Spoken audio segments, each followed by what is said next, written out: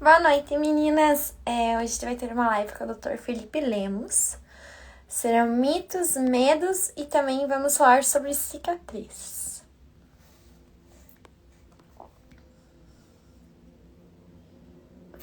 Só tô esperando o Dr. Felipe entrar. Desde já dar início às nossas perguntinhas de mitos e medos e cicatriz.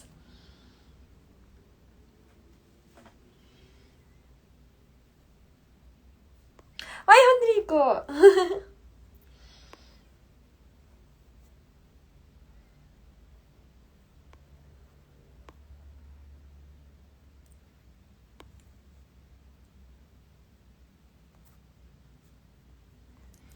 Só um minutinho, meninas, que o Dr. Rodrigo... O Dr. Felipe já vai entrar.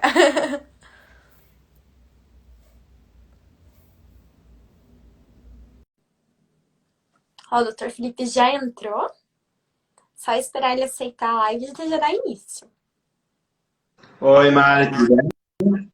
Oi, tudo bem, Dr. Felipe? Boa noite, querida. E aí, tá me ouvindo bem? Acho que é. Bom, o som tá bom aqui. Tá me ouvindo direito? Tô te ouvindo sim.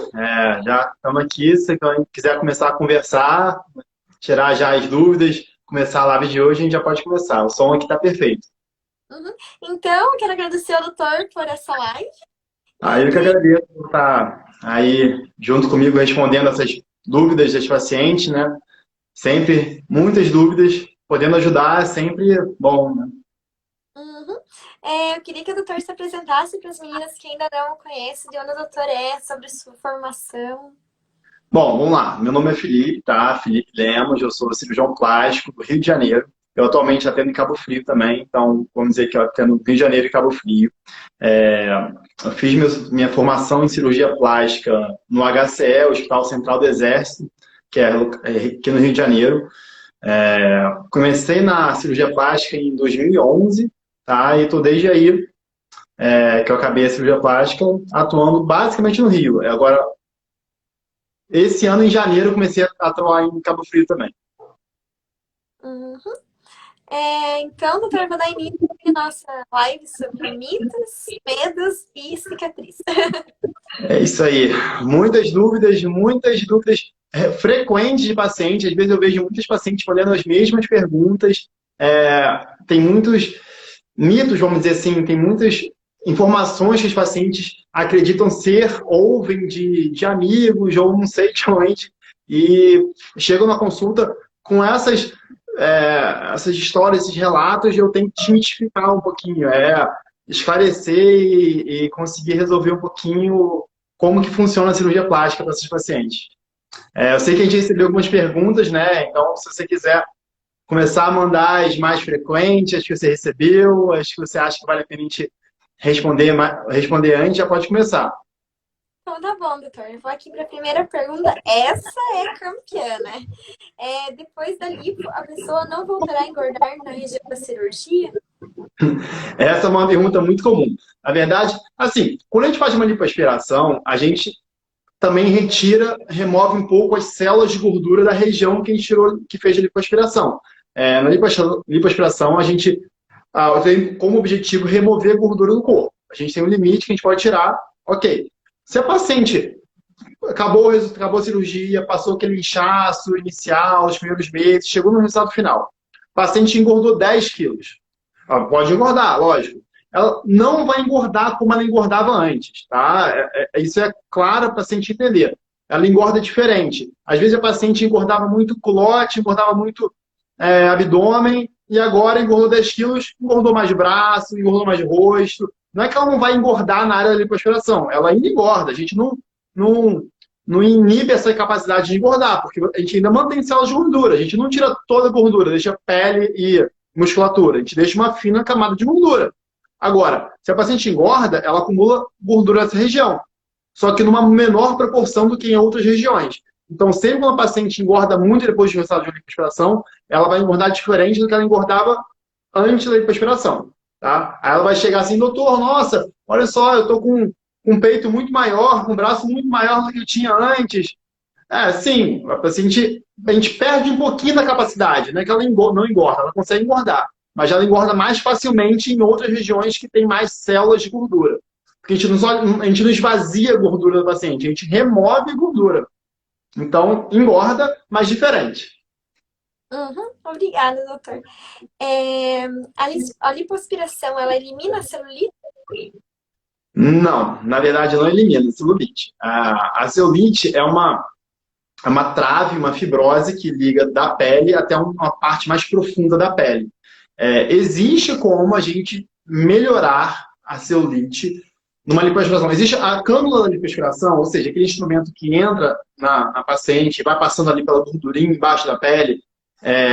Ele é rombo, ele tem a ponta romba. Se você bate, não machuca. Ele é feito dessa maneira para não agredir o organismo do paciente, para ele bater nos vasinhos, desviar dos vasos e manter a vascularização só aspirando gordura. Agora, existe uma cânula que ela tem um corte na ponta, como se fosse uma foice, vamos dizer assim. Essa cânula é cortante. Essa cânula, quando o paciente tem uma celulite profunda, por exemplo, eu estou com uma celulite, aquela bem profunda, marcada no meu glúteo. Se você pega essa cânula com muito cuidado e passa por essa trave, você pode sim soltar essa trave e melhorar essa celulite. Mas ela é indicada mais para essas celites muito profundas, que você vê claramente aquela trave mais forte, que você não está fazendo uma lipoaspiração para tirar a celulite, mas você aproveita uma cânula especial de lipoaspiração só para tirar aquela celulite, deixa a cânula de lado e volta para a cânula normal. É possível. Mas a gente não trata a celulite com lipoaspiração. Tá? A gente diminui a gordura do paciente, a gente diminui toda aquela largura da profundidade. Às vezes fica até um pouco mais suave, porque diminui a gordura da região. E quanto mais gordura, mais funda é o buraco da celulite. Mas a gente não trata a celulite na lipoaspiração. A gente pode sim, com essa cânula específica. Eu tenho essa cânula, já usei algumas vezes, mas eu indico mais quando tem aquela celulite bem profunda, funciona como um subsídio. A gente solta a travezinha por baixo, que a gente pode entrar com uma agulhinha e soltar. Só que com a cânulazinha a gente aproveita e vai lá, soltou, acabou. Aí pode melhorar um pouquinho, mas só nesses casos. Uhum, obrigada. A lipoaspiração emagrece? Essa também é campeã. Na verdade, muitos pacientes vêm no consultório querendo fazer cirurgia para emagrecer, né? A lipoaspiração, é lógico que emagrece. É assim, eu estou tirando gordura da paciente. O objetivo principal da lipoaspiração não é emagrecer. O ideal é o paciente já estar dentro do peso, ou então um pouquinho acima do peso, que a gente consiga trabalhar para fazer a lipoaspiração. Agora, a gente tem um limite do que a gente pode tirar de gordura no corpo. Esse limite é baseado no sangramento durante a cirurgia e é baseado no peso total do paciente. 7% do peso corporal a gente pode tirar numa lipoaspiração úmida sem problemas. Então, se o paciente tiver um pouco acima do peso, dentro desses 7%, você consegue tirar bastante gordura, ou seja, emagrecer um pouco a paciente e não expor ela a nenhum risco maior. Agora, se o paciente está muito acima do peso, ou seja, está além dos 7%, a gente não consegue tirar toda a gordurinha. Então, o objetivo da cirurgia não é emagrecer. A cirurgia de lipoaspiração não tem como objetivo principal o emagrecimento. Tem como objetivo principal tratar gordura localizada, dar um contorno corporal. Então, a melhor indicação de lipoaspiração, o melhor resultado de lipoaspiração é paciente magra, dentro do próprio peso, com gordura localizada. Esse resultado fica pouco inchado, você vê o resultado mais rápido no pós-operatório, e você consegue eliminar todo aquele excesso de gordura sem expor o paciente a mais riscos. Se a paciente está muito acima do peso, o ideal é que ela emagreça antes ou emagreça depois, mas de preferência antes da cirurgia. Então, não é para emagrecer, mas a paciente perde um pouco do peso, lógico que a gente tira litros de gordura. Obrigada. As meninas estão pedindo para a live ficar salva. Vai ficar salva aqui na página. O doutor também vai repostar na página dele. Vou colocar assim quando acabar, assim que acabar a Mari postar, eu vou pegar a live também e vou botar na minha página para todo mundo poder acompanhar, né? Algumas pessoas não conseguem ver na hora que a gente está fazendo e é sempre assim, vem depois, já adoram. Ah, doutor, não consegui, entrou no final. Ah, já respondeu minha pergunta, é sempre assim. Uma dica até para ver live, né, que eu aprendi com as meninas aqui da página, é quando eu tô na academia fazendo um exercício, né, lá na esteira, tá lá na esteira e vendo a live. Se preparando, emagrecendo para fazer a lipoaspiração e tá no peso certo. E o tempo passa voando, né, porque daí tá vendo a live, fazendo exercícios, já anima. Não, sem dúvidas, sem dúvidas. Aí a gente vai fazer uma live que nem vai ser uma live muito demorada, a paciente consegue ver com calma depois, de rever, tirar mais alguma dúvida que faltou. Isso é ótimo deixar a live gravada, sem dúvidas. Eu vou aqui para a próxima pergunta. Vamos A lá. lipoaspiração é uma cirurgia mais perigosa que as outras plásticas? Não, existe um medo, né, um mito de relação à lipoaspiração, como se a lipoaspiração fosse mais arriscada, fosse mais profunda, ou se tivesse um risco de fazer algum mal maior. Eu tenho paciente que vai no meu consultório e fala, doutor, eu quero fazer abdômen, mas eu tenho medo da lipoaspiração.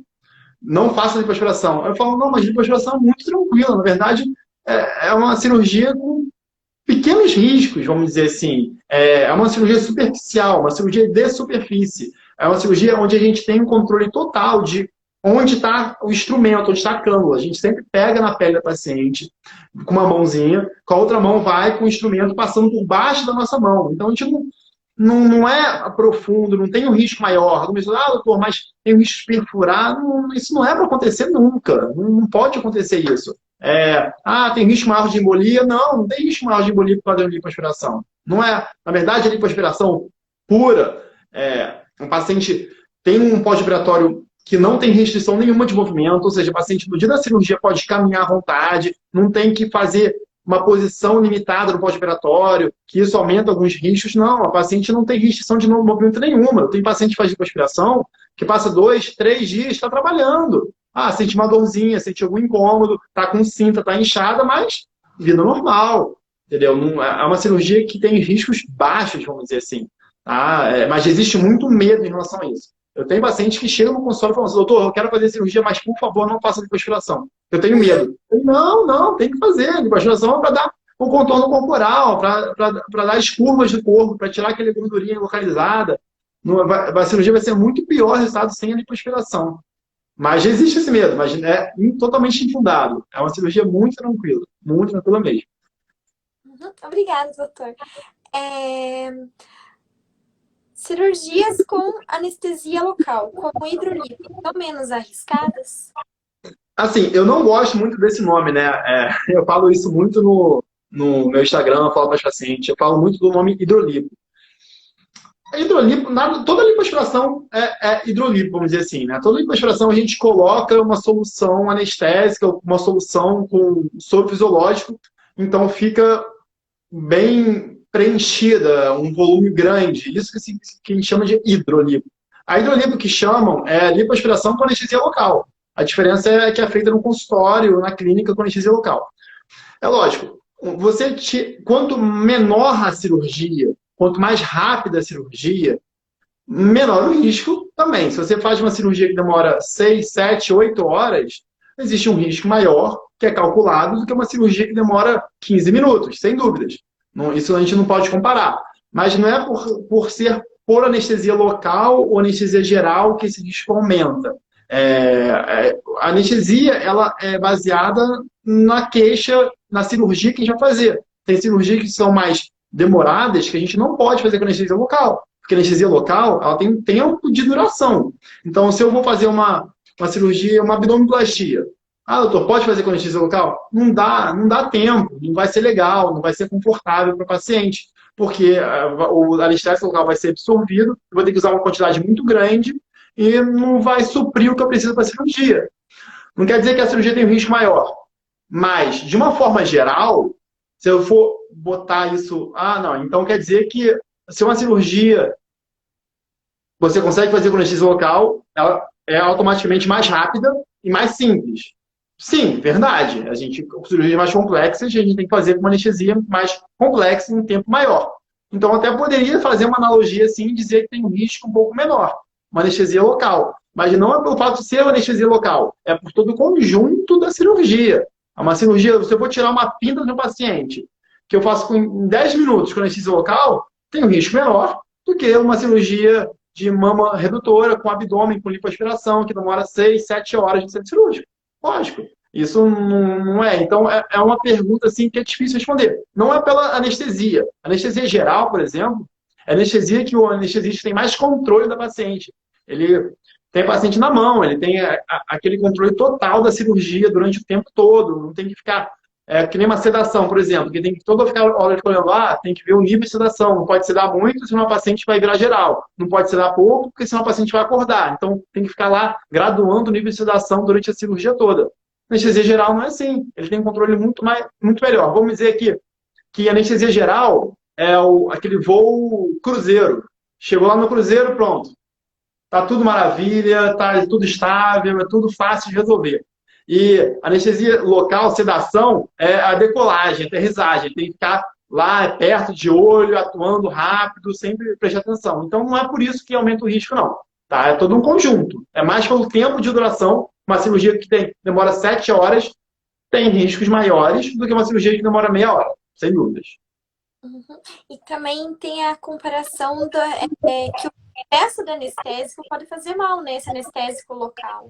Não, ele tem um limite, total. O anestésico local tem uma toxicidade. Então, às vezes, se o paciente vier no meu consultório, doutor, você faz lipoaspiração com anestesia local? Faço sim, não tem problema nenhum. Mas anestesia local, não existe aquele limite de 7% de gordura que posso tirar no hospital. Não, é o limite de anestésico. Então, eu vou olhar a região do corpo que eu tenho que fazer lipoaspiração e vou calcular, olha, para eu fazer essa lipoaspiração em você e deixar você confortável, sem sentir dor nenhuma, eu vou precisar de tanto anestésico. Ok, então dá para fazer. Doutor, mas eu tenho aqui. Não dá. Não dá porque vai passar do limite anestésico e o anestésico local é tóxico. A gente não pode passar desse limite. Então, é por isso que às vezes vão fazer lipoaspiração no consultório, algumas pessoas fazem 1, 2, 3, 4, 5 sessões diferentes, porque não pode fazer muita coisa da mesma vez. Porque tem um limite de toxicidade. Nesses casos, eu indico, não, se você vai fazer mais de uma vez, se tem uma área maior do que você queira resolver de uma vez só, vamos fazer no hospital, tudo de uma vez só, e resolve tudo sem se preocupar com isso. Agora, às vezes o paciente tem uma área pequenininha, tá, é bem possível fazer. Para que a gente não chegue nesse limite. Esse limite tem que prestar muita atenção. Esse limite é baseado no peso também da paciente, mas já é um cálculozinho um pouquinho mais chato. É miligrama por quilo, por área de evolução, é um cálculo que a gente faz na hora. Uhum. Obrigada, doutor. Aqui a próxima pergunta. A prótese de silicone impede a amamentação? A prótese de silicone aqui falhou. A prótese de silicone, ela impede a amamentação? Não impede. Isso também é uma pergunta muito comum, né? Na verdade, não muda nada. A prótese não impede em nada a amamentação. A prótese ela fica ou abaixo da glândula ou abaixo do músculo. Assim, ela tá total, deixa a glândula em paz, vamos dizer assim. O que pode acontecer numa mamoplastia de aumento, quando a gente só coloca a prótese, se a gente não faz nenhum corte na areola, que quando a gente corta a areola, a gente pode ter algum dano no ducto, se a gente não faz nenhuma incisão na areola, não tem nenhum risco de atrapalhar a amamentação. Não atrapalha em nada, não interfere em nada. Agora, numa cirurgia como mastopexia ou mama redutora, ou seja, uma cirurgia que a gente faz grandes mobilizações da mama, retira muito tecido mamário, faz uma grande elevação, a areola está lá embaixo, a gente eleva ela aqui para cima, isso sim pode levar a alguma dificuldade de amamentação. Nada a ver com silicone, nada a ver com a prótese. Tem a ver com o que a gente faz na mama do paciente. Tá? Então, se a gente só coloca prótese, nada. Mas se a gente tem que levantar a mama, tirar 1 quilo de mama, pegar aquela areola que estava aqui embaixo, botar aqui em cima, aí a paciente pode ter algum risco de amamentação, sim. Tá? Mas não tem a ver com a silicone, tem a ver com o que a gente fez na mama. Então, eu digo, quanto mais a gente tem que mexer na mama, mais aumenta essa chance, esse risco de ter algum problema na amamentação. Então, uma mama que tem uma pequena queda, que a gente levanta um pouquinho, isso quase não existe. Mas aquela mama que a gente tem que tirar 1 quilo de mama, com aquela areola lá embaixo, o risco é um pouco maior, sem dúvidas. Uhum. Aqui tem uma pergunta interessante. É bem comum também, vou aproveitar. Quando temos pouca gordura, dá para fazer lipo? Sim. Na verdade, é ótimo, né? A melhor paciente para fazer lipoaspiração é que tem pouca gordura. É paciente magra, com aquela gordura localizada, aquela lipoaspiração que a gente tira 1 litro de gordura da paciente toda, o paciente não fica muito inchado no pós-operatório, você vê o resultado muito recente no pós-operatório.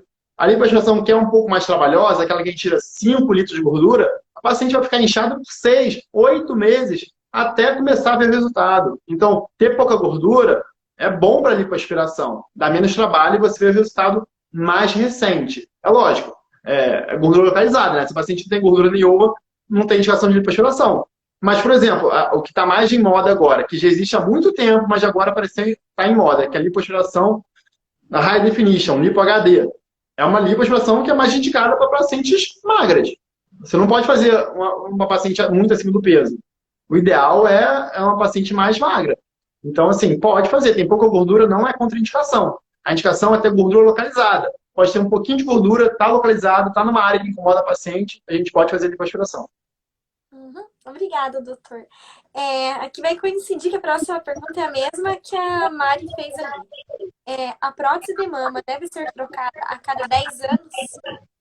Não, na verdade não. Antigamente se dizia muito isso, que a cada 10 anos tem que trocar prótese. Hoje em dia eu ainda chego o paciente no consultório, doutor, tem que trocar minha mama, minha prótese, porque ela tem 10 anos.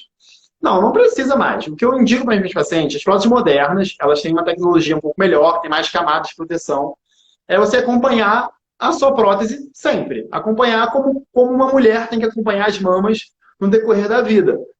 Fazer ultrassom, fazer mamografia, fazer ressonância, fazer exames anuais de imagem da mama. Então, às vezes eu pego um paciente que chega no consultório, doutor, eu tenho a prótese há 8 anos. Aí eu pergunto, você já fez algum exame de imagem da sua mama? Eu nunca fiz. Tem que fazer, só para acompanhar. As próteses não precisam ser trocadas, mas tem que sempre acompanhar a prótese, saber se está tudo bem com ela. Porque pode acontecer uma coisa? Pode, lógico que pode.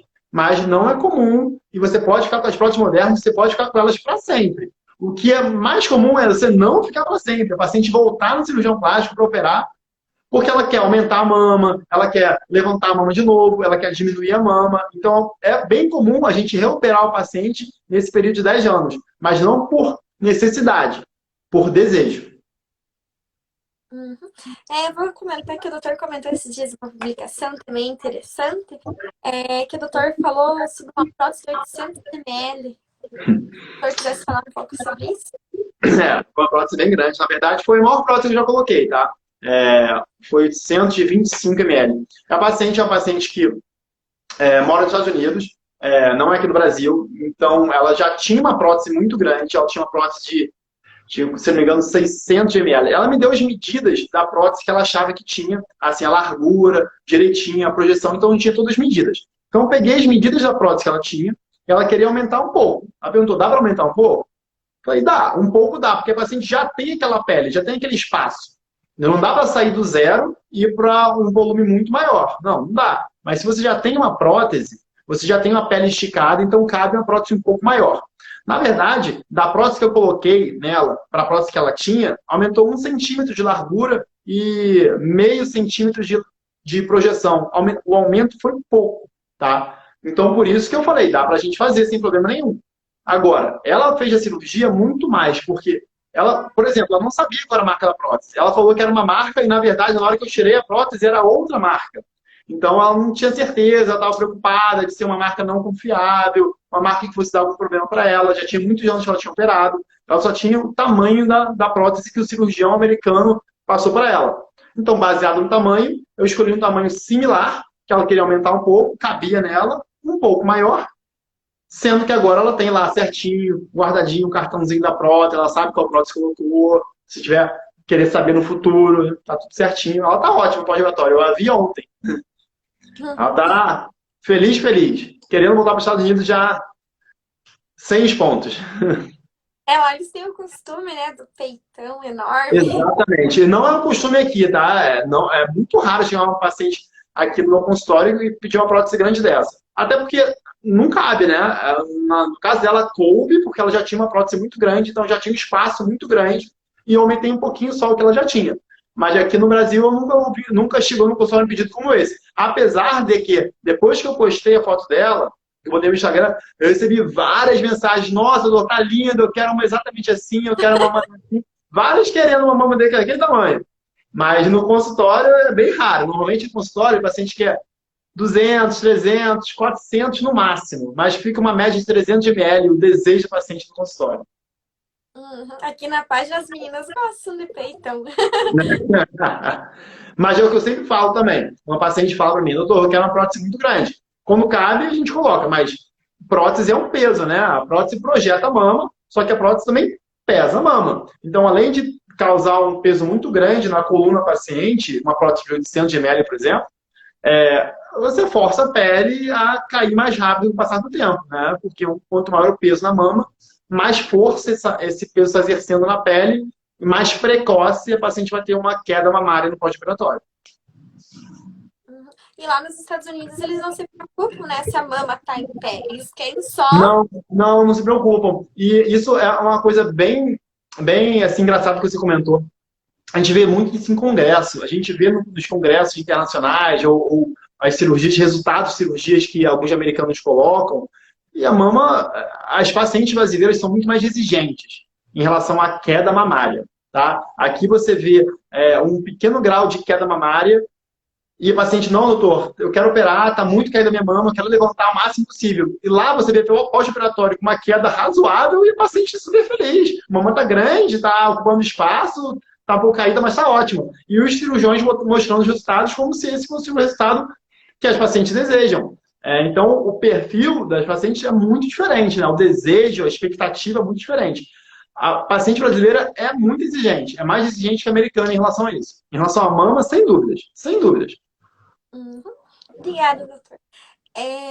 Aqui a próxima pergunta é: cirurgia nas pálpebras? Então? Na pálpebra o quê? Se cirurgia na pálpebra compromete a visão? Não, nada, na verdade. A cirurgia na pálpebra, vamos dizer que ela pode até melhorar um pouquinho a visão, se vai acontecer uma coisa. Porque na pálpebra superior, principalmente, primeiro que é uma cirurgia na pele, né? É nessa parte aqui de cima do olho. Ou seja, não mexe nada no olho. A gente tira esse excesso de pele, tira as bolsinhas de gordura. A gente tem 2 bolsinhas de gordura na parte superior e 3 na parte inferior. Não tira a bolsa inteira, a gente tira o excesso dessa bolsa, ou então reposiciona na parte inferior, ou até na parte superior pode reposicionar, mas mais comum a gente retirar o excesso. Só que não atrapalha nada a visão. Só que em alguns casos, como o paciente tem um grau muito avançado de flacidez na pele, essa pele é tão grande que ela começa a fechar o olhinho. Então o paciente perde o campo visual. O paciente olha para frente, ele não consegue ver esse cantinho da visão, porque a pele e o olhinho está ficando muito pesado. Quando a gente tira isso aqui, até, opa, eu estou vendo melhor. Não é que está vendo melhor, é que a gente tirou a pele que estava na frente do olho, entendeu? Então não interfere em nada na visão. Se acontece alguma coisa na visão, é melhorar o campo visual do paciente que teve perda do campo visual por uma pálpebra muito grande. Isso é mais comum em pacientes mais idosos, de 70 anos, às vezes até um pouco mais. E isso você realmente vê. O paciente tem que ficar o tempo todo com a testa, assim, franzindo a testa, levantando a sobrancelha para conseguir abrir o olhinho. Se você segura aqui, o paciente, o olhinho fecha. Nesses casos, o paciente, doutor, estou vendo muito melhor. Tá vendo sim, que tirou aquela pele que estava na frente. Mas, na verdade, a gente nem mexeu no olho, né? Tá vendo tão bem quanto antes. E tem algumas senhoras também aqui que seguem a página de 60 para cima, 70. Até Sim. que idade é possível fazer a Assim, a paciente estando com a saúde bem, entendeu? Os exames pré-operatórios bons, a gente pode fazer com 70 anos. Há pouco tempo atrás eu fiz uma blefaroplastia num senhor, na verdade também não é brasileiro, é um italiano que estava no Brasil, ele tem, na verdade, uma namorada de longa data brasileira, ele veio e falou assim, vou operar a pálpebra aí no Brasil com você. Eu falei, ótimo, ele tinha 70 anos na época. Assim, já operei até acima da cidade, 75 e tudo. É lógico, quanto mais idoso a pessoa fica, a gente tem que ponderar um pouco mais, a gente tem que ver os exames, ver se o paciente está tomando muitos remédios. Às vezes o risco cirúrgico, pela saúde do paciente, não é muito bom. Aí a gente pode segurar a cirurgia, mas estando com os exames pré-operatórios bons, com a saúde boa, com as doenças controladas, a gente pode fazer sim. Acima de 70, sem problema algum. Eu já operei acima de 70, sem dúvidas. Obrigada, doutor. Quem tem aplique capilar, pode tirar fazer uma cirurgia? Na verdade, normalmente anestesistas e a gente pede para tirar sim, porque muitos apliques, eles têm como se fosse um elásticozinho. Então, você tem certos materiais que você não pode estar em contato com a pele durante a cirurgia por causa do bisturi elétrico, tá? O que pode dar queimadura. Então, por exemplo, extensor de cílio, que eu vi que tem outra pergunta que fizeram também, ou então algum aplique que você faz, enrola com um elásticozinho, pede para tirar, por causa do bisturi elétrico, tá? Porque pode conduzir eletricidade. Pelo mesmo motivo, o paciente não pode estar usando roupa normal, não pode operar de calcinha, não pode operar com com nada de metal, porque senão a paciente pode tomar um choque, pode ter uma queimadura na cirurgia, tá? Agora, por exemplo, uma cirurgia de lipoaspiração. Lipoaspiração, a gente não usa bichiro elétrico, não usa na cirurgia, tá? A gente faz uma pequena incisão, infiltra, faz lipoaspiração, acabou, dá um ponto. Então, é uma cirurgia que não faria diferença, porque não usa bichiro elétrico. Mas, em quase todas as outras cirurgias, a gente sim utiliza o bichiro elétrico e a gente orienta a paciente a não ter, porque existe um risco maior de condução de eletricidade por causa do bichiro elétrico. Tá? Realmente isso é real. Não é um mito não, mas tem uma explicação, tá?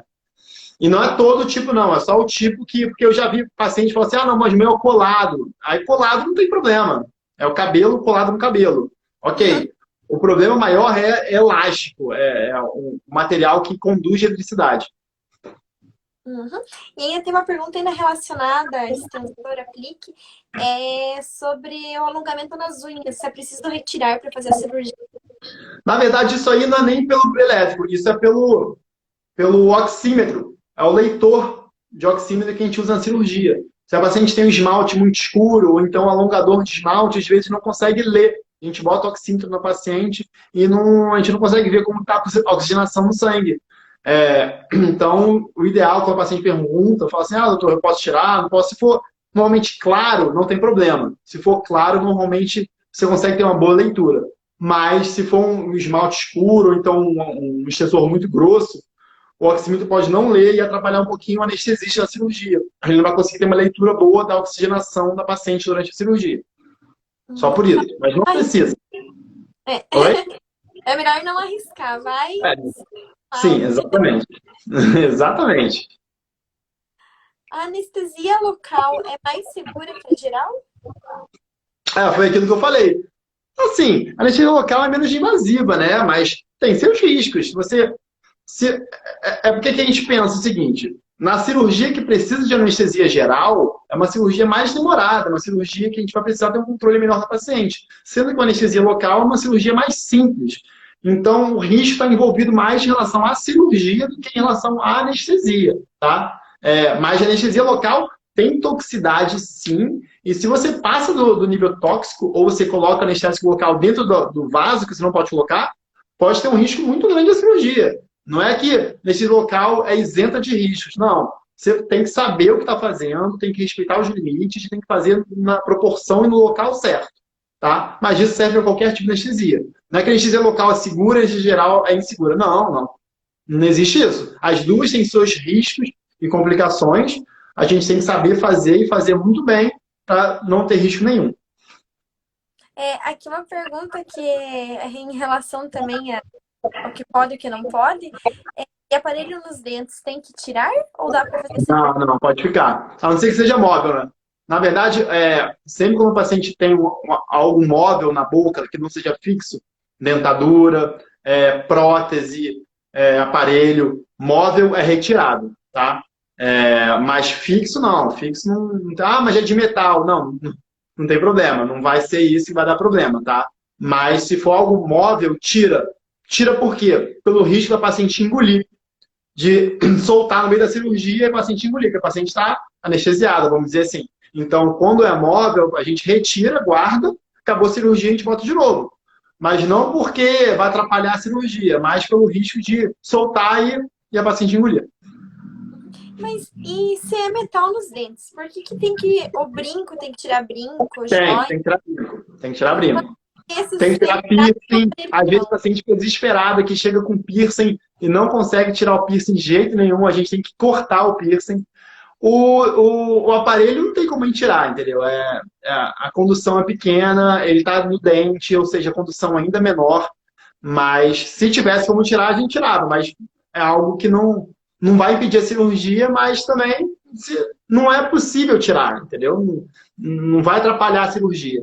A quantidade é pequena e ele está em contato com o dente. O brinco e o piercing na pele é pior. Porque a condução da eletricidade passa pela pele antes. Aqui também uma pergunta que é comum, é sobre a tatuagem. Se, por exemplo, a minha tem uma tatuagem embaixo do seio, se isso vai atrapalhar na hora da cirurgia?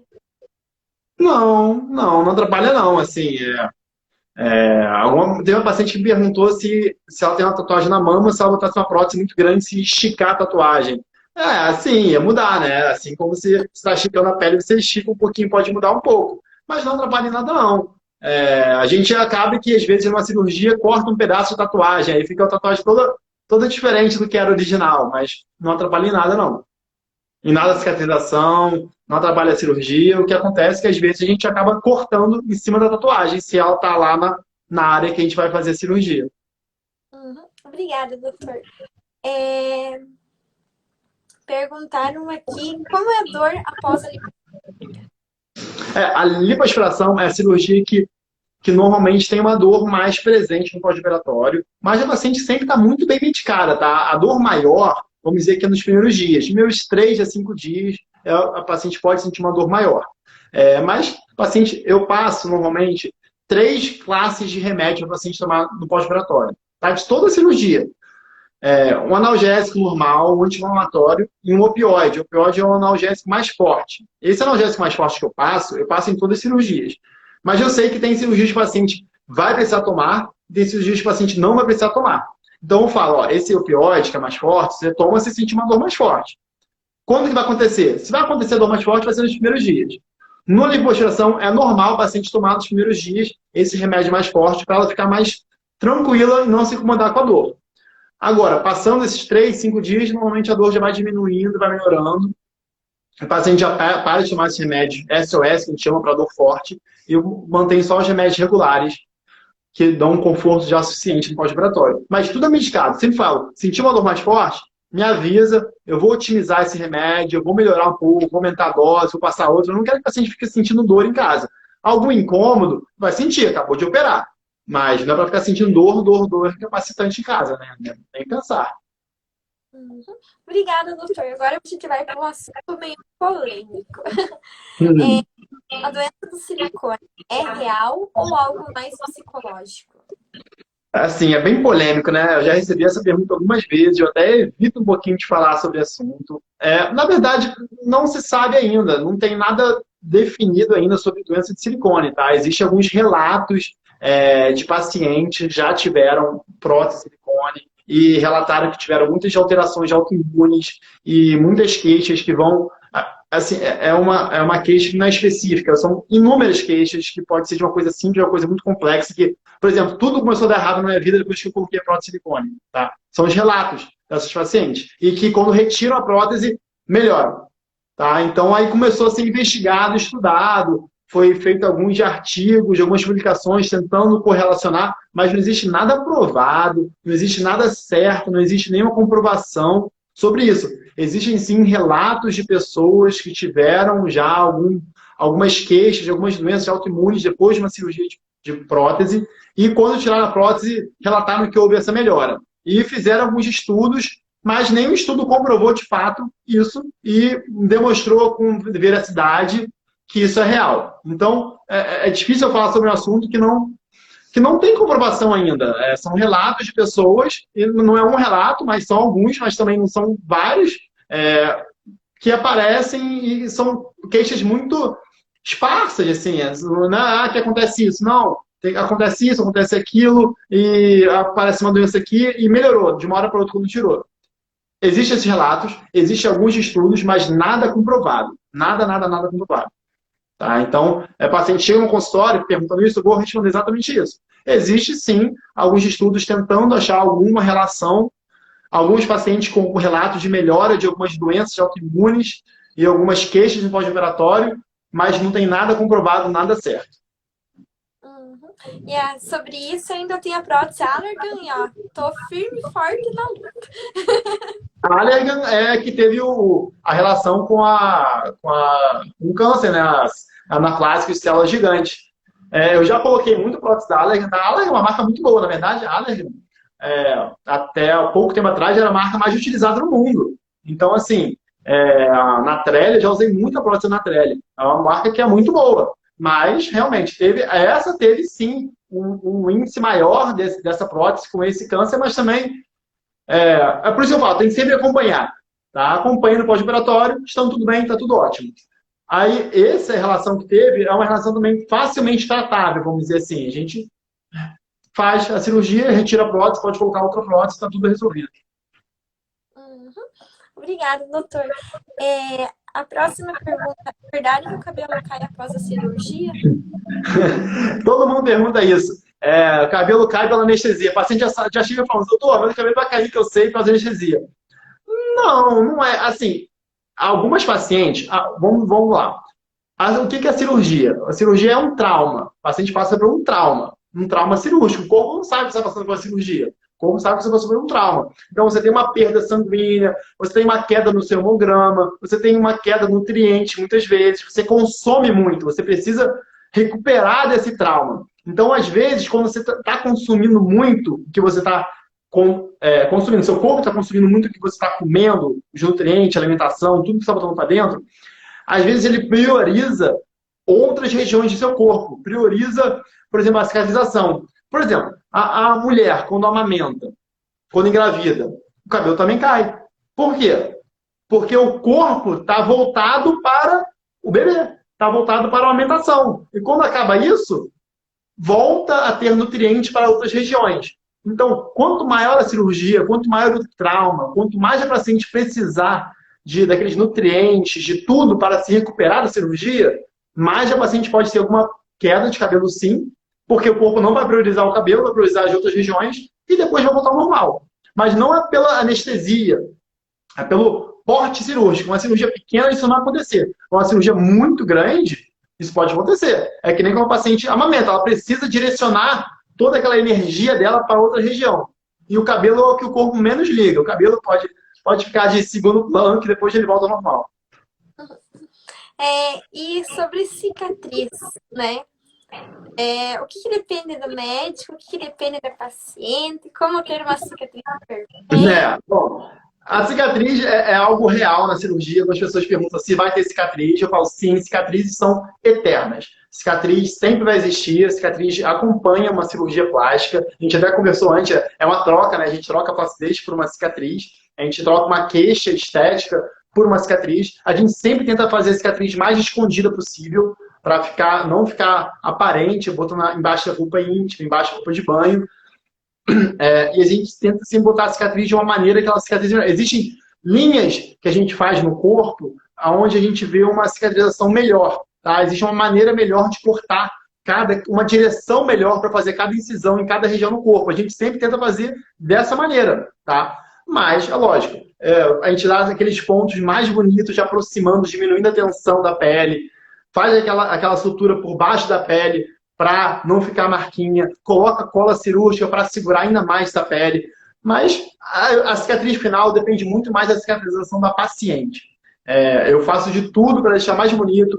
Tem que evitar o sol, tem que se alimentar bem no pós-operatório, tem que passar protetor solar, eu passo uma pomadinha para usar na cicatriz depois, usar a fitinha de silicone para diminuir o risco de cicatriz hipertrófica ou queloide.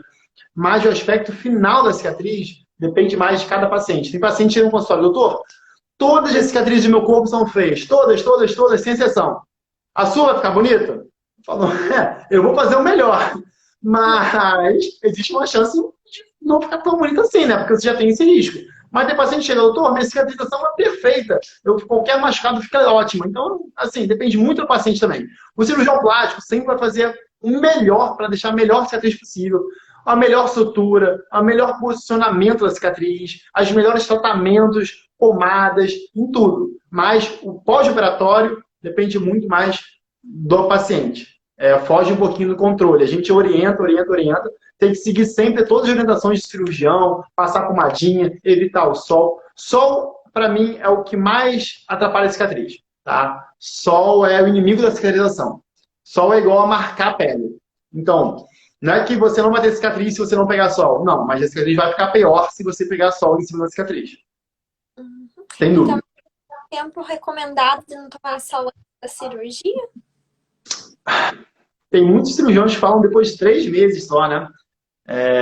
Assim, eu falo para o paciente, se a cicatriz está numa área escondida, está com aspecto excelente, depois de 1 a 2 meses, caprichando no protetor solar, assim, fator 70, mas doutor, está abaixo do biquíni, não importa.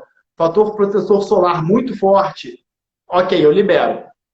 Mas assim, eu falo, ó, preste atenção, evita, protetor solar, vamos lá, não pode estar nem um pouco roxa a pele, porque o paciente acaba a cirurgia, tirou o ponto com 15, 20 dias, doutor, posso ir pra praia? Não, calma, não é assim não. Se for e pegar sol direto na cicatriz, deixa a pele manchada. Tá? Não só a cicatriz, até hematoma no corpo também pode ficar um pouco manchado se você pega sol no pós-operatório recente. Então, segurança mesmo depois de 3 meses. Mas mesmo assim com protetor solar. E antes de fazer a cirurgia, eu digo, pode tomar sol ou tem que evitar antes de fazer a cirurgia? Assim, sol faz bem, né? O sol ajuda a vitamina D, ajuda, é saudável, todo mundo precisa pegar um pouco de sol. Não é para chegar na cirurgia com a pele descascando, porque a pele, o sol atrapalha. O sol, na verdade, também envelhece a pele. Ele altera também a qualidade da pele. Então, se a paciente chega na cirurgia com a pele totalmente esturricada de sol, queimada, descascando, vai atrapalhar sim na cicatrização, sem dúvidas. Pode pegar um sol saudável antes da cirurgia, não tem problema nenhum. Desde que ela não chegue na cirurgia queimada, vermelha, que nem camarão ou descascando. Na verdade, essa semana eu fiz uma cirurgia que a paciente chegou queimada na cirurgia de uma maneira que eu dei uma bronca nela. Eu perguntei, você não tem protetor solar em casa? Você tá com a pele assim, explodindo de sol, tá doendo de ver. Ela, doutor, eu passo, mas passo pouco. Ela vai até ver essa live aqui, ela vai saber que eu tô falando dela. Acabou a cirurgia.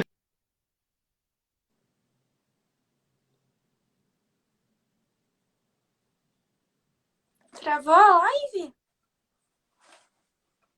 Vocês estão vendo o doutor, meninas?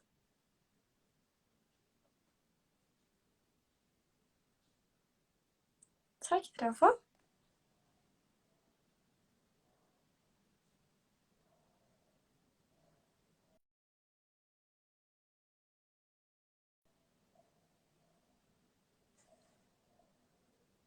Travou, né? Acho que o doutor vai entrar aqui de novo. Não, espera aí. Será que acabou a bateria dele?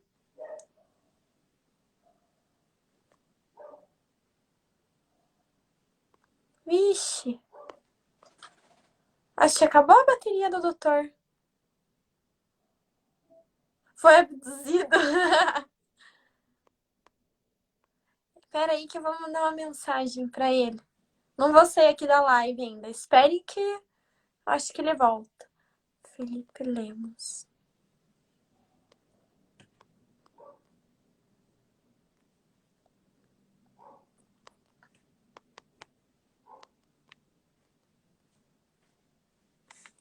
Eu acho que acabou a bateria dele, meninas. Mas outro dia a gente continua, tá? Não se preocupe. Então é bem legal a live, né? Eu vou deixar salvo aqui. E daí, um outro dia a gente continua essa mitos e medos e cicatriz. Ou a gente faz uma com as dúvidas gerais de vocês, tá bom? É isso. Que bom que vocês gostaram da live. E boa noite e até a próxima. Bom final de semana. Ah, vou falar uma coisa pra vocês. Segunda-feira vai ter live com o pessoal da Silimed. Vai ter um sorteio durante a live de uma fita de silicone para as meninas que estiverem assistindo. Depois eu vou explicar direitinho sobre as regras. E eu não posso mostrar durante essa live, mas uma outra live eu mostro para vocês quais serão as fitas, tá bom? Beijo, boa noite!